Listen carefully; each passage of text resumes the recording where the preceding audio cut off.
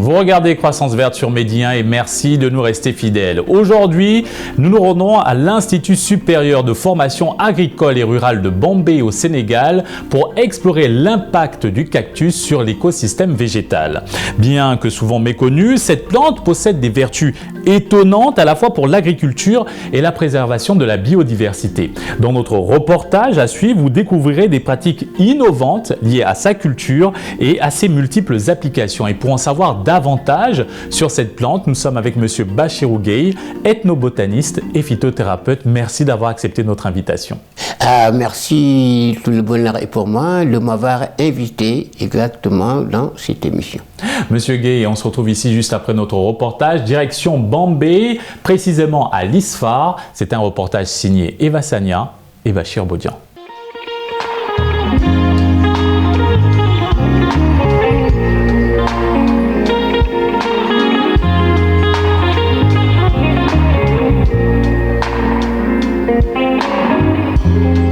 ISFAR, l'Institut supérieur de formation agricole et rurale, autrefois l'École nationale des cadres ruraux ENCR, créée en 1960, se trouve au cœur du bassin arachidier du Sénégal.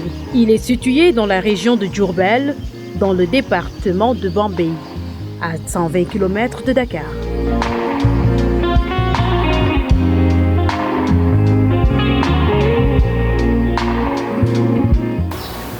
C'était le tout premier décret que feu le président Léopold Sédar Senghor a signé, donc créant l'École nationale des cadres ruraux. Au départ, on recueillait pratiquement toutes les nationalités de l'Afrique centrale, de l'Afrique de l'Ouest, mais présentement, avec l'évolution, ils ont eu à créer leur propre école. Donc la plupart des étudiants, c'est des Sénégalais, sauf il y a quelques nostalgiques. Et donc certains qui ont fait l'école et qui souhaiteraient que les enfants maintenant viennent. On en reçoit, mais donc en nombre un peu plus réduit. Donc on a les Gabonais, les Comoriens, l'Afrique centrale, Centrafrique, le Tchad, le Niger, le Burkina. Mais aujourd'hui, donc la composante des étudiants, c'est tous des Sénégalais.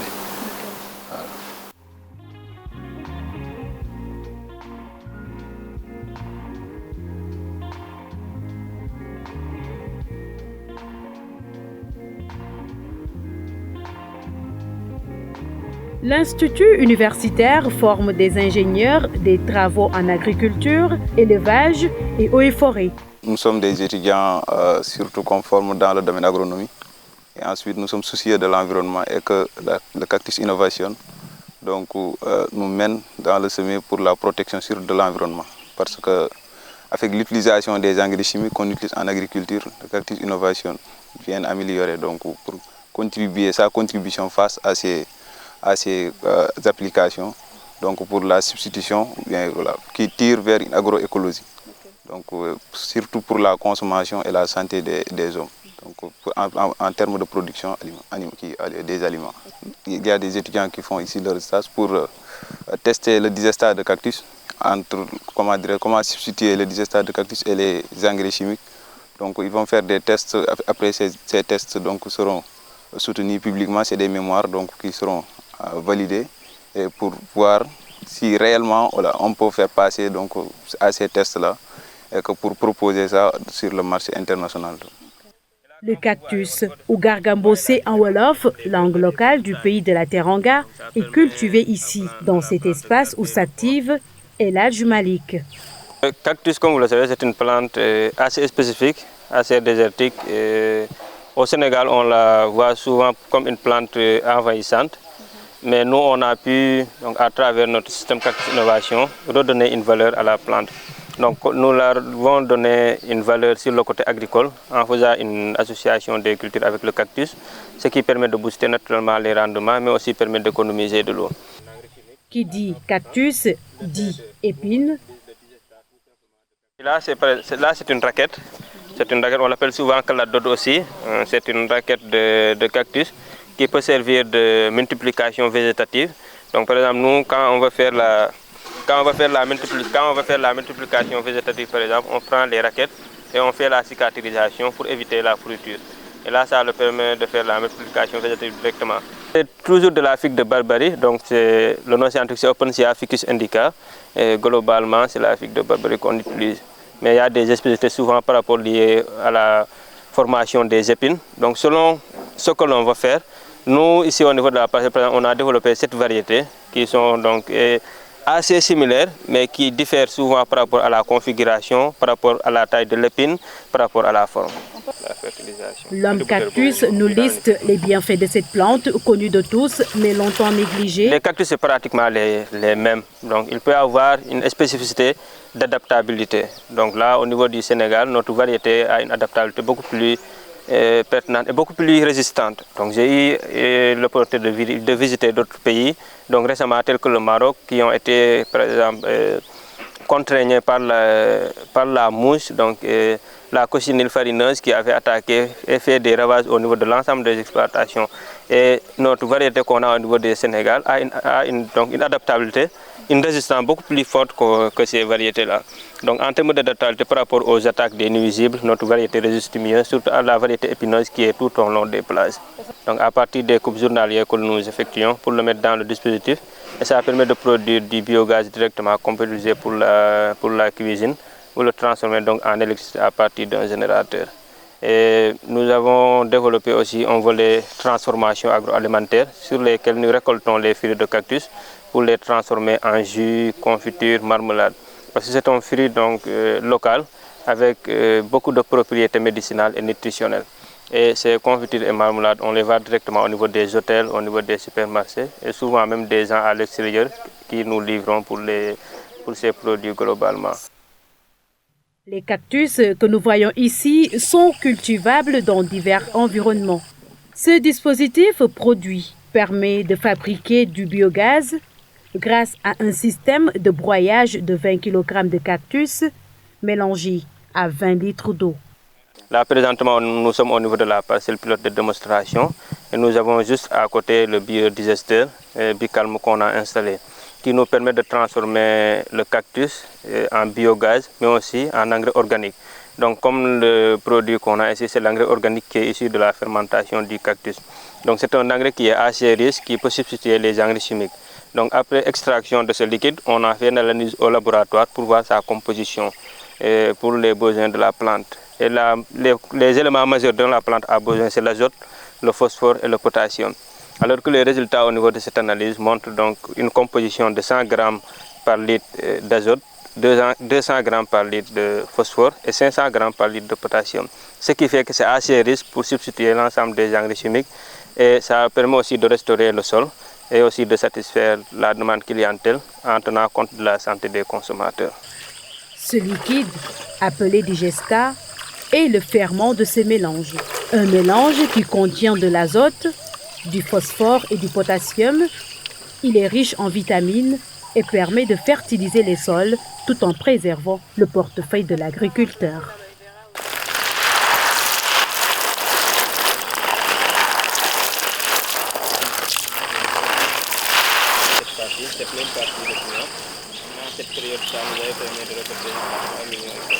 C'est ce liquide qu'on utilise directement pour fertilisant et ça fait une substitution. Ça permet d'économiser de l'engrais, de l'argent, donc ça permet aussi de participer à la restauration du sol, mais aussi de ne pas dégrader le sol à travers l'utilisation massive des engrais chimiques. Donc ça donne une importance économique donc, à travers les économies d'argent qu'on fait, mais aussi une importance sanitaire, mais aussi nutritionnelle, car ça permet de garder la qualité nutritionnelle des produits végétaux. L'objectif du producteur, c'est d'augmenter la production pour satisfaire la demande clientèle et de vendre un coût. Du coup, quand on les demande de ne pas utiliser les engrais chimiques, il faut les trouver aussi des alternatives qui vont leur permettre de beaucoup produire et en tenant compte de la santé de ces consommateurs. Et nous, notre solution vient à cela, parce qu'avec cet engrais-là, c'est assez riche pour substituer les engrais chimiques, mais aussi ça les permet de produire beaucoup et aussi en qualité et en quantité. Et là, dans ce cas, ils peuvent directement avoir des économies pour satisfaire donc, la demande de la clientèle, mais aussi de garder la qualité nutritionnelle et pour éviter la contamination de ces produits par les engrais chimiques.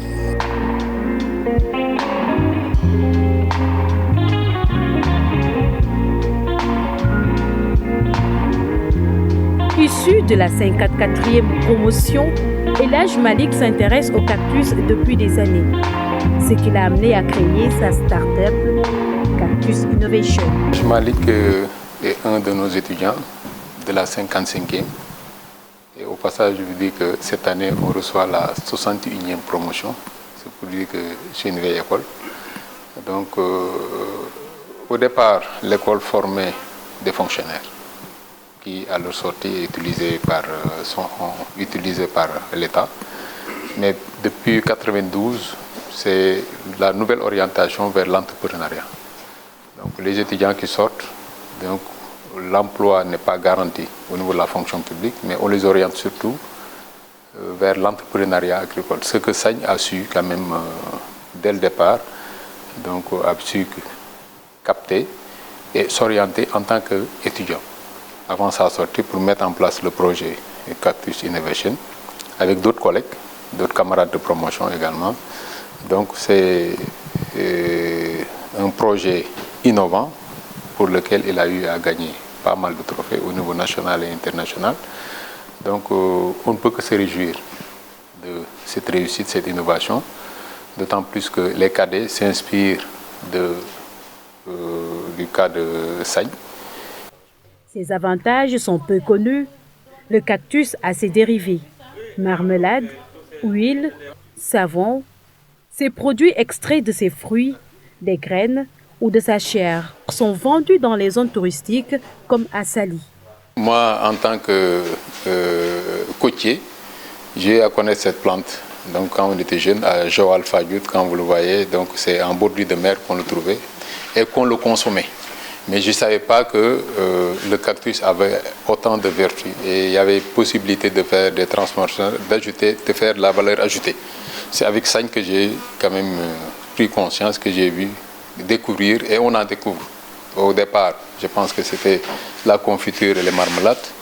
Il a eu à faire des séances de formation au Maroc, rencontrer d'autres également qui travaillent sur le cactus au niveau international. Donc, ce qui lui a permis de mettre en place d'autres sous-produits, notamment l'huile, le savon et d'autres également qui vont venir. Donc c'est quelque chose de... l'agriculture, c'est une science exacte, dynamique et évolutive. Donc les cactus, les vertus ne sont pas jusqu'à présent connues. Donc tout ce qu'on a découvert, c'est, disons que c'est une partie de ce qui peut être découvert. Donc voilà. Les bienfaits des cactus et leurs fruits sont encore peu connus. L'objectif d'Elhadj Malick est de faire connaître les vertus de cette plante ignorée, bien qu'elle soit côtoyée depuis des lustres. Sa culture commence à susciter l'intérêt des Sénégalais.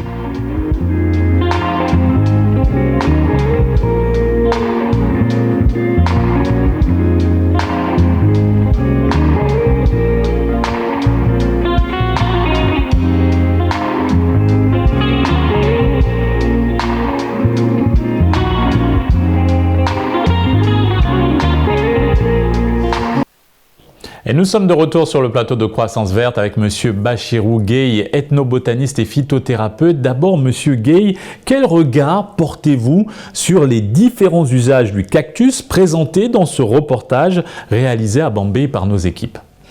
Vraiment, ça me fait un très grand plaisir, le fait d'innover et de faire quand même une bonne promotion de cette plante mal connue au Sénégal.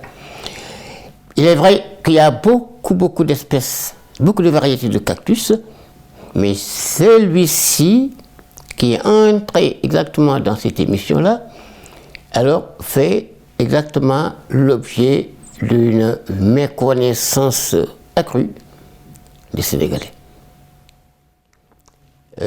Parce que on l'a beaucoup utilisé dans la restauration des sols d'abord, dans les clôtures, mais aussi dans l'alimentation et la nutrition et surtout en boisson. Intéressons-nous à cette initiative des jeunes entrepreneurs que nous avons vus dans ce reportage, Cactus Innovation.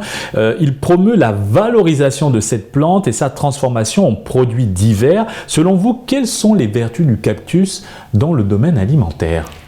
Alors, dans le domaine alimentaire, le gel de cactus est très bien consommé, d'une façon nutritionnelle, mais aussi dans la cosmétique, pour la peau et pour les cheveux. Parce que pour faire, ici par exemple, il n'y a pas la calvitie comme chez nous, alors le cactus est utilisé pour faire exactement les locks que font les gens qui veulent faire exactement du rasta. Ah, les dreadlocks, c'est utilisé pour maintenir voilà. Une bonne qualité de dreadlocks. Une bonne qualité de locks et très propre aussi. Et on l'utilise dans les problèmes de produits dermatologiques pour faire une très belle peau, l'utiliser en saponification pour faire du savon, mais aussi pour faire une sorte de tequila. C'est une boisson fermentée que les gens utilisent avec les fruits, et le fruit est utilisé en boisson. Cette plante qu'est le cactus possède des vertus étonnantes, vous venez de le dire, à la fois pour l'agriculture, la santé et même pour la préservation de la biodiversité. Pouvez-vous nous en dire plus à ce sujet, la préservation de la biodiversité? Et la préservation de la biodiversité, parce que là où on fait les DRS, défense et restauration des sols, quand le cactus entoure exactement ces sites, c'est impénétrable.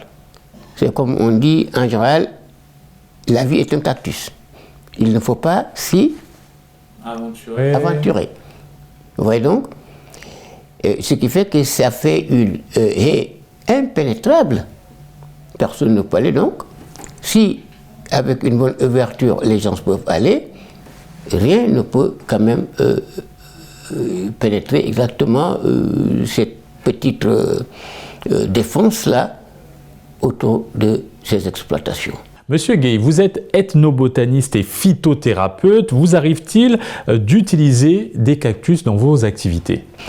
Oui, il m'arrive d'utiliser le cactus, surtout quand je fais certains produits dermatologiques, contre les dermatoses rebelles souvent.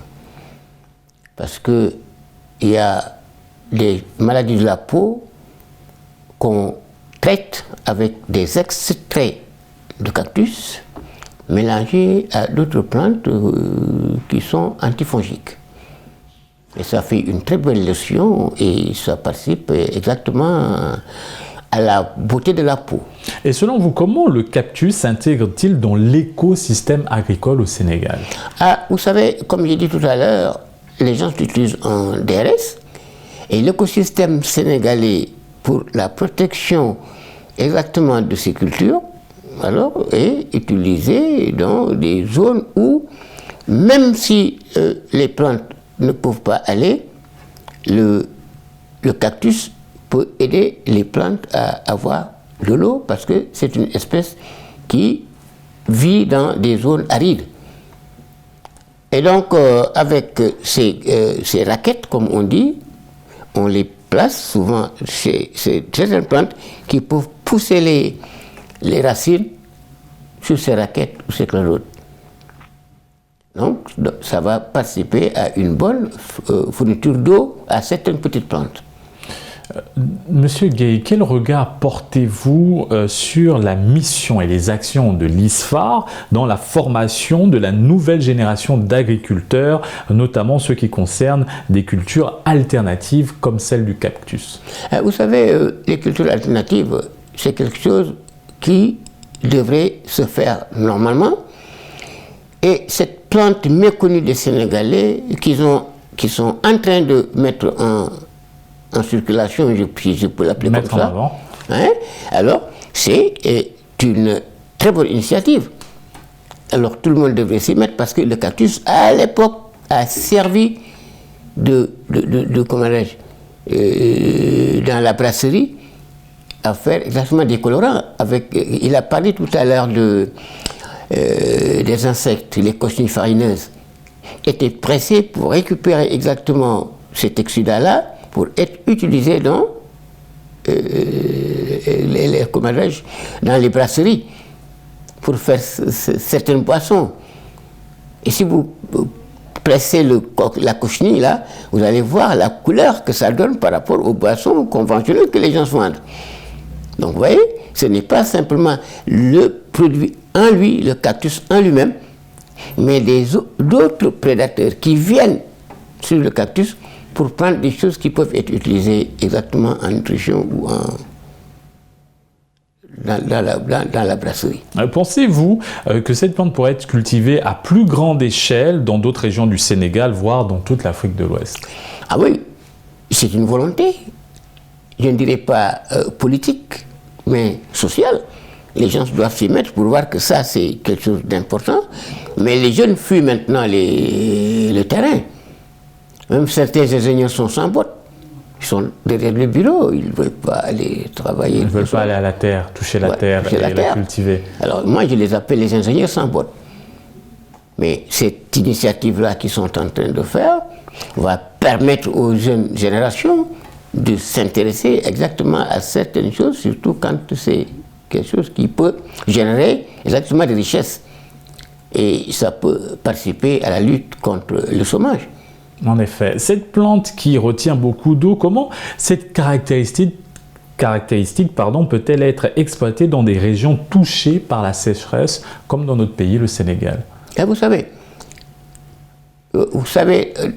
dans certains pays où ils ont les déserts comme nous, il y a des zones où les cactus, je dirais maintenant, cette fois-ci, ce n'est pas le cactus dans ce cas où on a, parce qu'on a Opensia, Ficus et autres, parce qu'on l'appelle figuier de Barbarie. C'est une plante qui vit dans des zones arides, comme vous le dites, et ces zones peuvent être bien arrosées par le cactus en mettant les jeunes pousses, les semis sur exactement ces raquettes-là pour leur permettre quand même d'avoir une avance de vie. L'avance de vie, c'est quoi? Ces plantes vont pouvoir pousser dans ce substrat qui n'est même pas transformé pour le moment. En prenant simplement les raquettes et faire une partie d'eau, de terre, et gratter et semer là-dessus. Le gel, oui, est très hygroscopique. En effet, cette plante semble s'inscrire dans une approche agroécologique, en tout cas la production de cette plante sur le territoire national. Pouvez-vous nous en dire plus sur cette dimension et pourquoi elle est cruciale pour l'avenir de l'agriculture sénégalaise? Et cruciale parce que il y a le biogaz qu'on peut avoir, mais il y a le fruit qui peut être transformé, comme il a dit, en marmelade, en jus et en toute autre chose. Mais seulement je vais vous donner exactement quelque chose d'important. À l'intérieur du fruit, il y a une étoile, une épine en étoile, qui peut causer beaucoup de dégâts, surtout quand on l'ingère.